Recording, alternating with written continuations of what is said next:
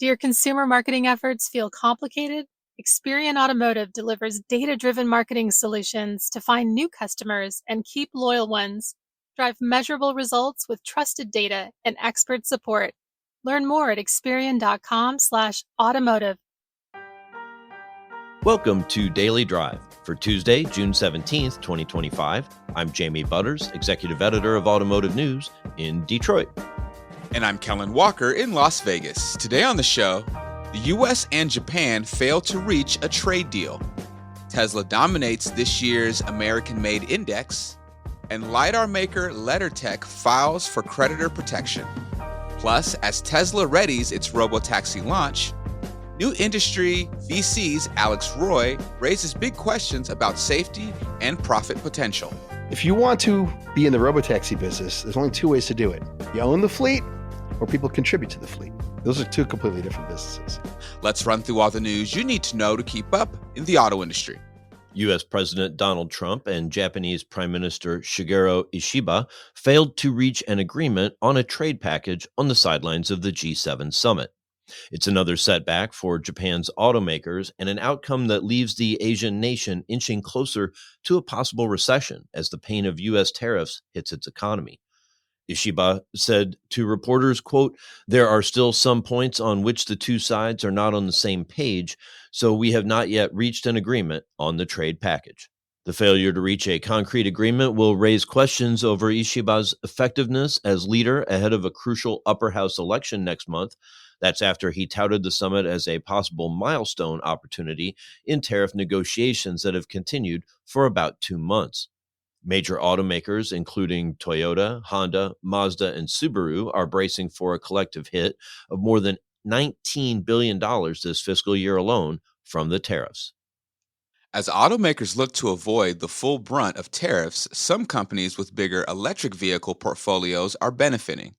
6 EVs, including 4 Tesla models, ranked in the top 10 of Cars.com's 2025 American-Made Index. Tesla continued its reign of dominance at the top of the list, with the Model 3 taking the highest ranking, followed by the automakers' Model Y, Model S, and Model X. 2 other EV models, the Kia EV6 and the Volkswagen ID4, ranked number 6 and number 10 on the list. General Motors had the most vehicles of any automaker on the list with 15. It was followed by Toyota with 14, Ford with 13, and Honda with 13. Just 3 models made by the Detroit 3, the Jeep Gladiator, Jeep Wrangler, and Chevrolet Colorado, ranked in the index's top 20. LeddarTech Holdings says it plans to seek creditor protection under Canada's Bankruptcy and Insolvency Act. That's as the LiDAR company says it failed to raise capital and exhausted all alternatives. LeddarTech went public in 2023 in a deal with a special purpose acquisition company that valued the business at $348 million US. While in private hands, LeddarTech was once valued at more than $1 billion, making it one of a handful of so-called tech unicorns based in Canada. In May, the Quebec City company laid off 95% of its staff to buy extra time in talks with creditors, but it says it has since received a notice of default. The company said it does not expect to resume active operations following BIA proceedings. It warned investors they could receive little or no value under the insolvency process. And Chevy has a plan to amp up the most powerful Corvette ever, electrify it, by combining the Corvette ZR1's twin turbocharged V8 engine with the hybrid E-Ray's electrified all-wheel drive system. Chevy has stretched the performance chops of its flagship sports car even higher with the 2026 Corvette ZR1X. With 1,250 horsepower, the brand says the ZR1X can speed past all other mid-engine 8th-generation Corvette variants from the jump, with estimated 0 to 60 mile-per-hour acceleration in less than 2 seconds. Production of the ZR1X will start this year at GM's assembly plant in Bowling Green, Kentucky. Chevy says it will announce the price later. And those are today's headlines. So, Jamie, the U.S. and Japan failed to reach a trade deal. What are Japan's next steps after not securing tariff relief from the U.S.? They have to keep trying. I think what we've seen out of Japan, the Auto tariffs have been a major sticking point. Japanese automakers, even Toyota, which, as you just read, does well on the American Made Index, they still import a lot of vehicles, some key Lexus models and others. So, all of these Japanese automakers really need something that's more palatable than a 25% import tariff. I think they're hoping for at least, getting it down at least to the 10% that Trump gave to the UK, but they're worried about what level the import restrictions might have if there's a volume cap to it, for instance. So, Japan has to keep trying. The president leaving the G7 summit a day early probably made it a little harder. Hopefully they can keep talking. Gotcha. Coming up, Alex Roy of New Industry VC talks about Tesla's planned robotaxi launch. That's next on Daily Drive. Are you an automotive marketer navigating today's rapidly evolving landscape? Finding new customers and nurturing existing relationships can feel like a complex journey. But what if you had a powerful engine fueled by trusted data to guide your way? That's where Experian Automotive comes in. We understand the challenges you face.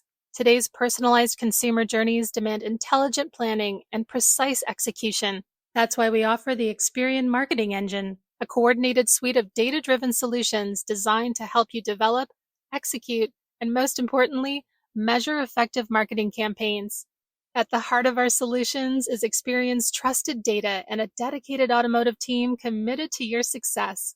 We empower you to drive measurable results with unique data insights, including identity solutions to help you better connect with your ideal customers with greater accuracy by cleaning and enriching your first-party data. Consumer and market insights helps you gain a deeper understanding of market trends and consumer behavior, enabling you to better target consumers. Targeted audiences to help you pinpoint and target the right prospects at the right time with the right message. Better data truly connects you to better results. Stop guessing and start driving measurable impact with Experian Automotive. Ready to transform your automotive marketing? Visit Experian.com/automotive to learn how our data-driven solutions can help you find new customers, keep loyal ones, and navigate the road ahead with confidence. That's Experian.com/automotive. Take control of your marketing journey today. Welcome back to Daily Drive. I'm Jamie Butters with Kellen Walker. Tesla says it will begin offering robotaxi rides to the public on June 22nd. From his time inside a robotaxi startup, Alex Roy has experience trying to build a business around self-driving technology. Roy spoke with our own Pete Bigelow on the latest episode of Shift, a podcast about mobility. The venture capital partner, business advisor, podcast host, and founder of the Human Driving Association examines Tesla's pending robotaxi launch in Austin, Texas, and discusses whether robotaxis can become a profitable business. Here's a piece of that conversation. This is a moment in the making, a decade in the making, depending on when it comes. What do you expect to see from Tesla out of the gate and then kind of in the early going with this robotaxi operation? Well, although I have been critical of Tesla around some of the safety issues around FSD and autopilot, I have said for a long time that they are going to deploy something. Oh, they are.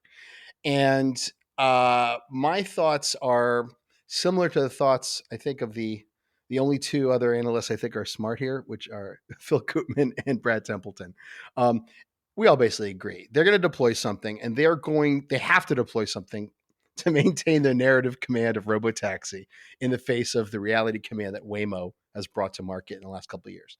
And so they're going to deploy something, and in order to maintain the narrative, it has to be driverless or perceived to be driverless by the customers. And so to do that, and to maintain the narrative for people who are never going to ride them, don't live in Austin, they only have to deploy a few vehicles. So I think they've claimed 10 to 20 vehicles in the fleet. In reality, it's probably going to be 5 to 10 because you always have a few vehicles down for maintenance and cleaning. And they're going to do something that involves more supervision and remote operation than I think investors want, but it will be sufficient to maintain the optics of driverless and autonomous operation. And so to be specific about what that means. Every AV company that wants to deploy a robotaxi fleet, the goal is, an enormous number of cars remotely supervised by one person. And the ratio needs to keep going in the right direction so you can get to profitability. Everybody, including Waymo, starts with the inverse. You have several people in operations, whether it's a remote operations supervisor and other people supervising them per car. And then it quickly, if technology is good, inverts. And so in the early days of Waymo, you had, I don't know what the ratio was, but they had chase vehicles out in the city. They had a handful of cars, available. And then as their system improved, the chase vehicles went away. And then you had a ratio going in the right direction. And so Tesla is in a pickle because we know what a methodical, cautious deployment approach looks like. It's Waymo's. And they took many years to make sure operations were reliable and consistent and safe, and the UX was good. And they've been there for a while, and I use Waymo's all the time. Tesla's trying to compress the timeline of figuring out how to do operations, remote operations and operations, which is a separate thing, in just a few months. And so whereas people want to believe that these are truly driverless and autonomous and there's nothing happening behind the scenes, the remote supervision is going to be one or more people per car out of the gate. And it's going to be different from how Waymo does it.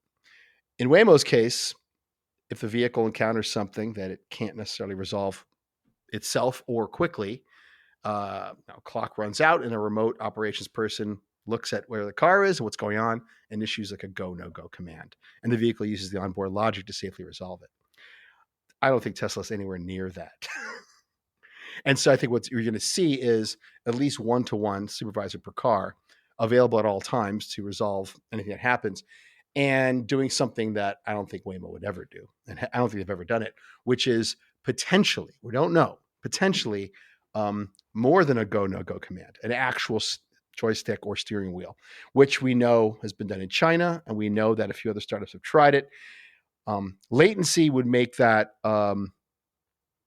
suboptimal for safety. And reports in the recent days have indicated that the vehicles are going no more than 25 miles per hour inside the planned operational design domain. So that is what I think we're going to see. I think it's going to be good enough to maintain the narrative of autonomy, and it might be good enough to be deployed without an incident or a crash. And if they have money to burn, and they do, this could go on for months or years until the system improves. So you hit on a lot, and I'll kind of go through that piece by piece here. From your vantage point, how good is FSD right now, and how have you seen it evolve? I know you do a lot of driving / riding with it. So I have a brand new Tesla Model S and a Model 3 in the family. I love them, and I use FSD every day. I love it as a driver assistance system. And I having gone to safety driver school when I was at Argo, I think I understand how FSD operates and what its limitations are well enough that I can use the system without fear. And the system has gotten quite good. But for a driverless operation, I don't think anyone outside Tesla has any idea what it's capable of. We just don't know. Because once you remove the supervisor from the seat and put that supervisor remote, you introduce other factors. So I know that from time to time, it happened on my trip to California yesterday. If the sun is, low enough in the sky to be pointing directly at the front camera set above the rearview mirror, that you will get FSD, and I have the latest version. I have 13.28 or 9. I forget which one it is. The system may give you, and I got it twice yesterday, an instant involuntary disengagement. You must take over immediately. That doesn't work in a robotaxi with a passenger and no one supervising in the seat. That's just sun. So to resolve that, Tesla has to be doing one-to-one supervision per car. Has to. Because that the passenger, if they get that alert while sitting in the back, they get that alert, they're never getting in a Tesla robotaxi again. So that type, that scenario must be eliminated from the UX of the Tesla robotaxi fleet. So for that means in order to avoid that occurring at all, you have to be operating the vehicles, inside a behavioral regime that makes that less likely. I mean, and you need to have one-to-one supervision and with a person with the lowest possible latency connection to the car, capable of taking over instantly. So that's the first thing. The second thing is, 6 months ago, I began doing a series of cross-country drives using FSD to see what the rate of improvement was sufficient to do coast-to-coast drives like Musk promised. And in moderate rain, FSD, again, did not function, and I would receive multiple involuntary disengagements.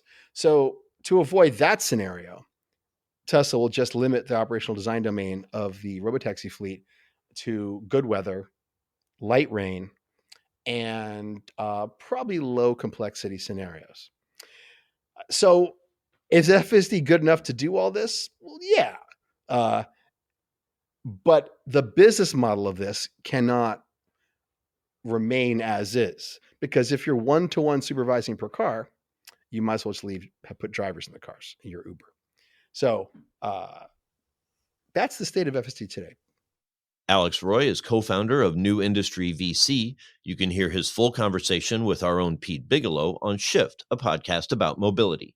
That's available now wherever you get your podcasts. That's Daily Drive for today. I'm Jamie Butters.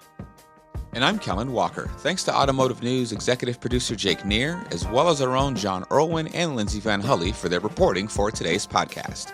We also had reporting from David Kennedy of our sibling publication, Automotive News Canada. You can get the latest news on Tesla's robotaxi launch, trade negotiations, and everything happening in the auto industry at autonews.com.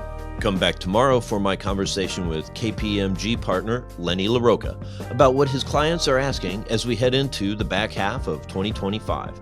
So you have the situation where volumes aren't really growing, so it's really focused on how do you grow the bottom line. We'd love to hear from you. Let us know what you think of the show and the topics we covered today. Send us an email at dailydrive@autonews.com or leave us a voicemail at 313-444-2774. And if you enjoy the podcast, remember to like, leave a review, and subscribe so you never miss an episode.